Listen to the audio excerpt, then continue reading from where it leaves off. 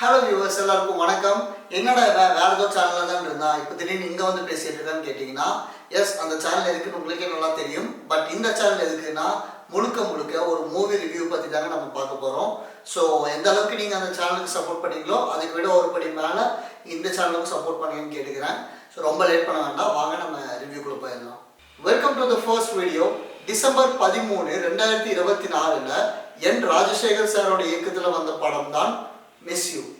இந்த ஒரு படத்தில் Siddharth sir, Ashika ma'am, Bala Saravanan sir and Karunakaran sir இந்த மாதிரி சில பல ஆக்டர்ஸ்லாம் நடிச்சிருக்காங்க. ஓகே, இந்த படத்தில் ஓப்பனிங்கில் ஹீரோட அம்மா சோஃபாவில் படுத்துட்டு இருக்காங்க. திடீர்னு யாரோ காலிங் பெல் அடிக்கிற சவுண்டு கேட்குது. யாருனாலும் கதவு ஓப்பன் பண்ணி பார்த்தா வெள்ளை சட்டை வெள்ளை வேட்டியெல்லாம் போட்டு ஒரு 5 பொலிட்டீஷியன்ஸ் வந்து நின்றுருக்காங்க. வந்து ஹீரோட அம்மா மிரட்டிட்டு இருக்காங்க. உன் பையனை பெரியவனா, அவன் என்ன மினிஸ்டரோட பையன் மேலேயே கம்ப்ளைண்ட் கொடுத்துட்டு போயிருக்கான் அப்படி இப்படின்னு சொல்லி மிரட்டிட்டு இருக்காங்க. அவங்க போனதுக்கப்புறம் ஹீரோட ஃப்ரெண்ட்ஸ் வந்து அவங்க வீட்டுக்கு வந்துடுறாங்க. எல்லோரும் சேர்ந்து ஹீரோவுக்கு கால் பண்ணுறாங்க. நம்ம ஹீரோ என்ன பண்ணுறாருன்னா, இங்கே மினிஸ்டரோட பையன் மேலே கம்ப்ளைண்ட் கொடுத்துட்டு அவர் ஜாலியாக டூர் போயிருக்காருங்க. டூர் மீன்ஸ் சோலோ ட்ரிப் மாதிரி போயிருக்காரு. இந்த கால் வந்து எங்கே கனெக்ட் ஆகுதுன்னு நேராக கூர்க்கில் ஒரு காஃபி ஷாப்பில் கனெக்ட் ஆகுது. அங்கே தான் ஹீரோவோட இன்ட்ரடக்ஷனும் கூட. ஹீரோ வந்து கால் அட்டென்ட் பண்ணுறாரு. பண்ணிவிட்டு சொல்லுங்க அப்படின்னு சொல்லும்போது ஹீரோட அம்மா வந்துட்டு, எங்கடா இருக்க, உனக்கு என்ன தான் பிரச்சனை, சொல்லிட்டாச்சு போயிடலாம்ல, எங்கே போனேன் அப்படி இப்படின்னு கேட்குறாங்க. சொன்னால் மட்டும் உனக்கு என்ன பொய்வா போகுது அப்படின்னு ஹீரோ சொல்கிறாரு. சரி, என்ன பிரச்சனையாக இருந்தாலும் நீ இங்கே வா, வந்து பேசிக்கலாம், முதல்ல வீட்டுக்கு வா நீ அப்படி இப்படின்னு சொல்லிட்டு கொஞ்சம் அந்த சென்டிமெண்ட்டாலாம் பேசிகிட்டு இருக்காங்க. ஹீரோ சரி ஓகேன்னு சொல்லிட்டு கால் கட் பண்ணிட்டு காஃபியெல்லாம் குடிச்சு முடிச்சதுக்கப்புறம் பொறுமையாக கிளம்பி காரில் வந்துட்டுருக்காரு. வந்துட்டு இருக்கும்போது ஒரு ஹேர்பின் பெண்டில் லாரி மோதி ஹீரோவுக்கு வந்து ஆக்சிடெண்ட் ஆகிடுதுங்க.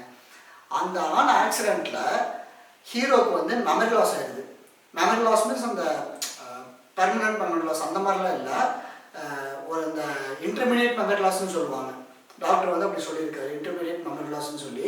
அப்படின்னு என்னென்னா ஒரு குறிப்பிட்ட வருஷம் மட்டும் நம்மளுக்கு வந்து மறந்து போயிடும். அதுக்கு முன்னாடி நடந்ததுன்னா ஞாபகம் இருக்கும், அந்த குறிப்பிட்ட ஒரு 2-3 வருஷம் மட்டும் மறந்து போயிடும். ஸோ அந்த மாதிரி தான் நம்ம ஹீரோவுக்கு வந்து ஆயிருக்கு. சரி ஓகே, ஹீரோவுக்கு வந்து அதுக்கு மேலே ஒன்றுமே பண்ண முடியாது. அந்த 2 வருஷம் மறந்துடுச்சு. அதை வந்து எப்படி திரும்ப கொண்டு வரதுன்னு தெரியாமல் ஒரு டிப்ரெஷன்லேயே சுற்றிக்கிட்டு இருக்காருங்க. அப்படி இருக்கும்போது ஹீரோ திடீர்னு ஒரு முடிவு எடுக்கிறாரு. சரி நம்ம இங்கே கிளம்பி போயிடலாம், இங்கே இருக்கவே வேண்டாம் அப்படின்னு சொல்லிட்டு பேக்கெலாம் பேக் பண்ணிட்டு நேராக railway station, Chennai railway station போயிடுறாரு.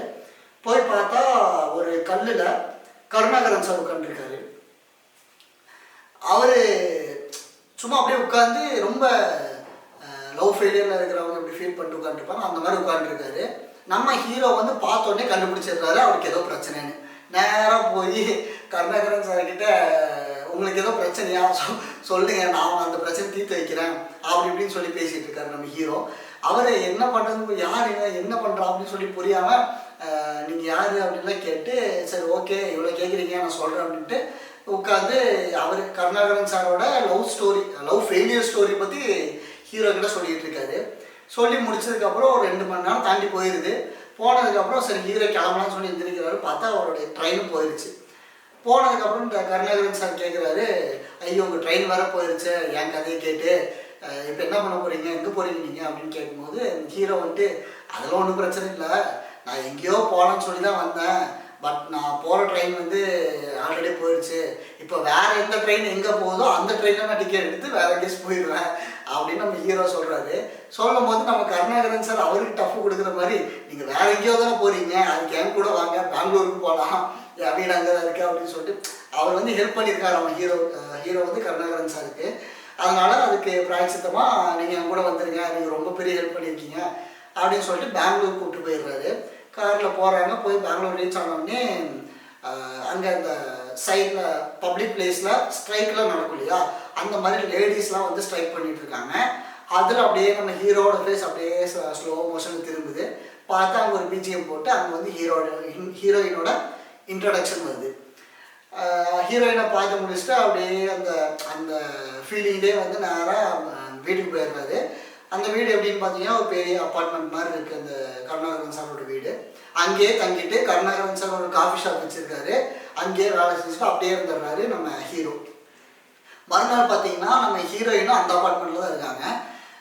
அசோசியேஷனில் இருப்பாங்க இல்லையா மீட்டிங் மாதிரி, அந்த ஒரு அப்பார்ட்மெண்ட்டில் இந்த மாதிரிலாம் பண்ணணும், ரூல்ஸ் எல்லாம் ஃபாலோ பண்ணணும் அந்த மாதிரிலாம் சொல்கிறதுக்காக ஒரு மீட்டிங் மாதிரி மறுநாள் வைப்பாங்க.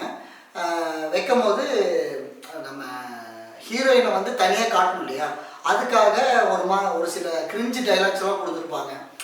நாய்க்கு சப்போர்ட் பண்ணி பேசுறது அந்த மாதிரிலாம் யாருமே பேச மாட்டாங்க, ஹீரோயின் மட்டும் தனியாக இருந்துச்சுன்னு நாய்க்கெல்லாம் சப்போர்ட் பண்ணி பேசிகிட்டு இருப்பாங்க. அந்த மாதிரி கொஞ்சம் கிரிஞ்சாக நடந்துட்டு இருந்துச்சு.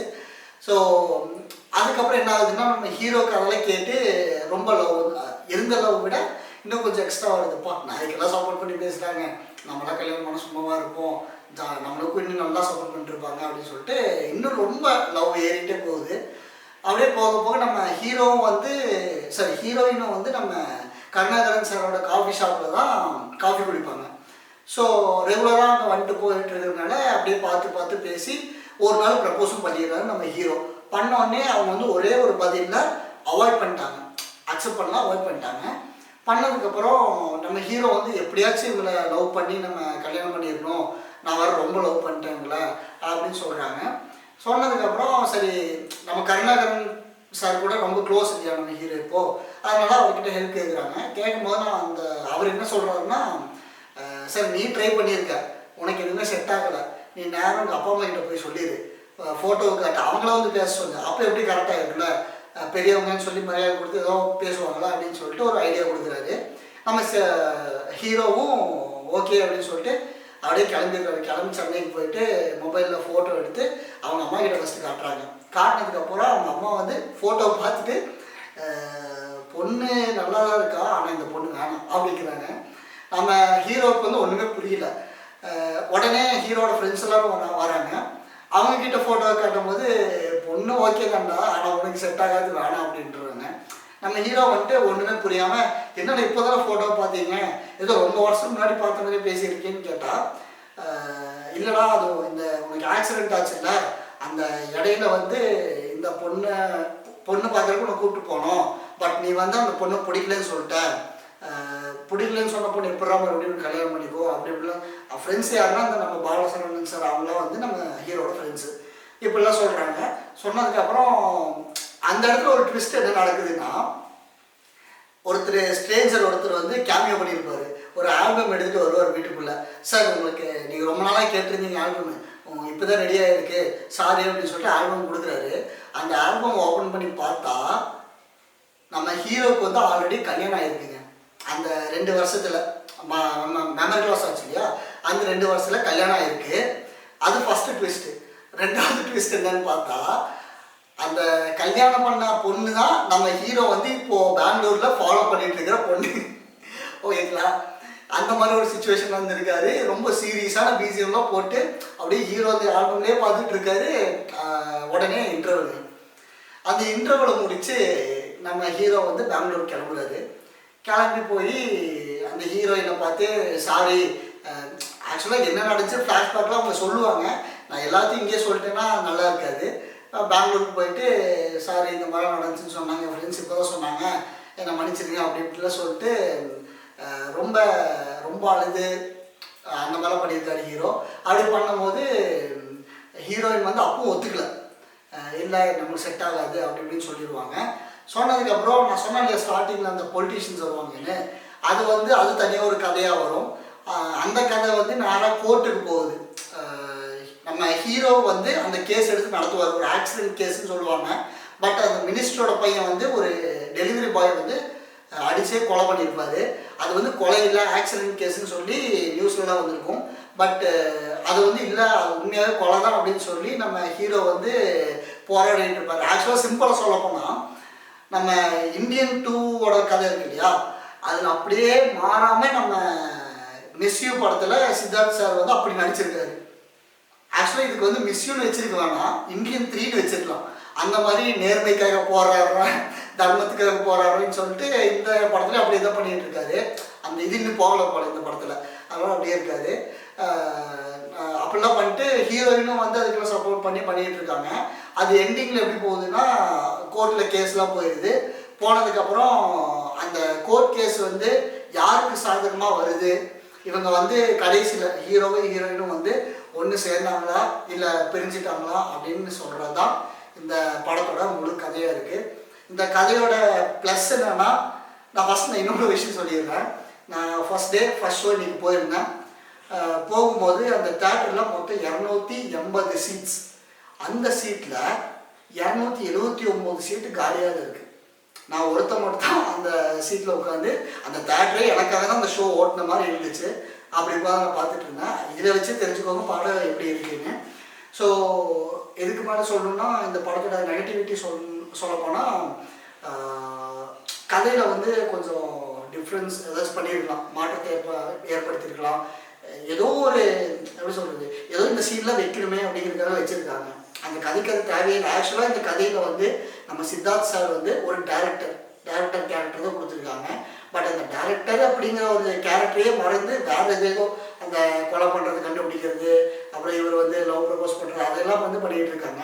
ட்ரைலர் பார்த்தாலும் உங்களுக்கு தெரிஞ்சிருக்கும் அவர் வந்து டேரக்டர் ஆகணும்னு சொல்லி தான் இந்த படத்தை எடுத்துருக்காங்க அப்படின்னு சொல்லிட்டுலாம் தெரிஞ்சிருக்கும். பட் ட்ரைலரில் பார்த்தது வேறு, நீங்கள் இப்போது பார்க்குற படம் வேறு, அந்த மாதிரி தான் இருக்குது. மைனஸ்ன்னு சொன்னால் இன்னும் 2-3 விஷயங்கள் சொல்லிட்டே போகலாம். பட் இந்த கதையோட ப்ளஸ் என்னன்னு பார்த்தீங்கன்னா ஸ்க்ரீன் ப்ளே வந்து ரொம்பவே நல்லா பண்ணியிருந்தாங்க. அது மற்றவங்களுக்கு எப்படி தெரியல, பட் எனக்கு பர்சனலாக பிடிச்சிருந்துச்சு. அண்ட் இந்த படம் வந்து ரொம்ப இந்த வல்கர் சீன்ஸ் அந்த மாதிரி எதுவுமே இல்லை. இது வந்து நார்மலாக ஃபேமிலியோட போய் பார்க்கலாம், ஃப்ரெண்ட்ஸோட போய் பார்க்கலாம். ஒரு காமெடி என்டர்டெயின் ரொமான்ஸ் மூவி தான். நல்லாவே இருக்குது. பட் ஒரு டைம் பார்க்கலாம், நிறைய வாட்டிலாம் பார்க்க முடியாது. ஒரு டைம், அதுவும் போர் அடிச்சா எப்போயாவது போய் பாருங்கள், அப்போ தான் கரெக்டாக இருக்கும். ஸோ இவ்வளோ தான் இந்த படத்துக்கான ரிவ்யூ. என்னோட தனிப்பட்ட முறையாக நான் கொடுக்குற ரேட்டிங் என்னன்னா 10க்கு ஒரு 6 கொடுக்குறேன். ஓகே, இதுதான் என்னோட ரேட்டிங் இந்த படத்துக்கு. ஸோ நீங்களும் பாருங்கள், போய் பார்த்துட்டு படம் எப்படி இருக்குதுன்னு சொல்லி நீங்கள் கமெண்ட்லேயே சொல்லுங்கள். நம்ம சேனலை மறக்காமல் அப்படியே ஃபாலோ பண்ணி வச்சுக்கோங்க, சப்ஸ்கிரைப் பண்ணி வச்சுக்கோங்க. அப்படியே பெல் ஐக்கானையும் கிளிக் பண்ணிடுங்க. அப்போ தான் நான் போகிற அடுத்தடுத்த வீடியோவும் உங்களுக்கு நோட்டிஃபிகேஷனாக வரும். ஸோ இதே மாதிரி அடுத்த படத்தில் நம்ம மீட் பண்ணலாம். ஸோ அது வரைக்கும் ஸ்டே டியூன் ஆன் சினிஃப்ளிக்ஸ்.